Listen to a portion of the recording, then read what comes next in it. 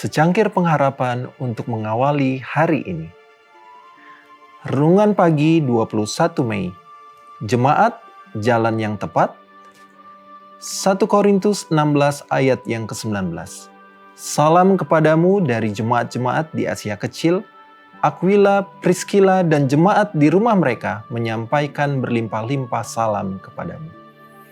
Joseph Bates bergabung dengan keluarga White dalam kepedulian mereka terhadap tata tertib penginjilan, selaras dengan akar pemahaman restorasionis atau pemulihan dari latar belakang kelompok Connection.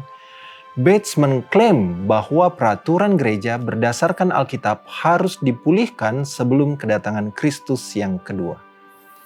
Dia berpendapat bahwa selama abad pertengahan, para pelanggar hukum mengacaukan elemen-elemen penting kekristenan seperti Sabat dan tatanan gereja yang alkitabiah.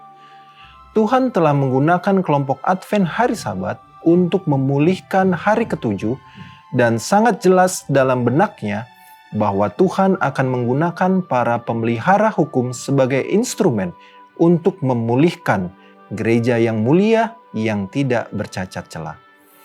Kesatuan iman bersama tatanan gereja yang sempurna tidak pernah ada sejak zaman Rasul. Sangat jelas bahwa itu harus ada sebelum kedatangan Yesus yang kedua dalam memulihkan segala sesuatu. Sementara Bates menyatakan bahwa ia percaya pada pemulihan tatanan kerasulan gereja. Namun ia tidak memberi ruang bagi unsur organisasi apapun yang tidak selaras dengan perjanjian baru. James White pada periode awal ini memiliki pendapat yang sama. Oleh karena itu, ia dapat menulis pada tahun 1854 bahwa dengan Injil atau tatanan gereja, kita mengatur tata tertib dalam pergaulan dan disiplin gereja yang diajarkan dalam Injil Yesus Kristus oleh para penulis perjanjian baru. Beberapa bulan kemudian, ia berbicara tentang sistem tatanan yang sempurna yang ditetapkan dalam perjanjian baru melalui ilham dari Tuhan, di mana kitab suci menyajikan sistem yang sempurna.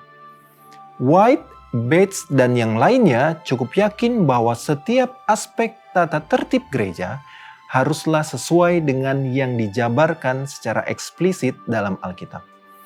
Itulah sebabnya J.B. Frisbee bahkan menentang nama gereja apapun selain yang diberikan oleh Tuhan dalam Alkitab. Seperti yang ia katakan, jemaat Allah adalah satu-satunya nama yang dianggap tepat yang diberikan oleh Tuhan untuk gerejanya.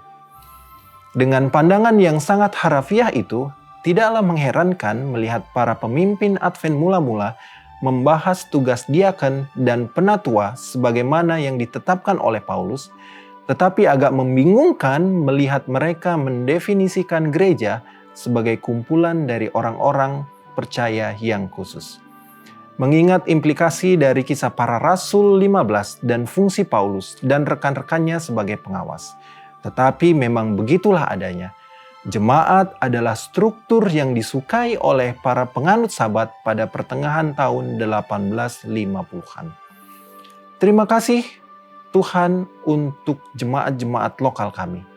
Tolonglah kami agar tidak pernah melupakan peran penting mereka dalam pekerjaan. Doa kita hari ini, kami bersyukur atas jemaat lokal yang Engkau dirikan. Tuntun kami tetap setia pada firman-Mu, hidup dalam kesatuan dan tertib, memuliakan nama-Mu. Amin.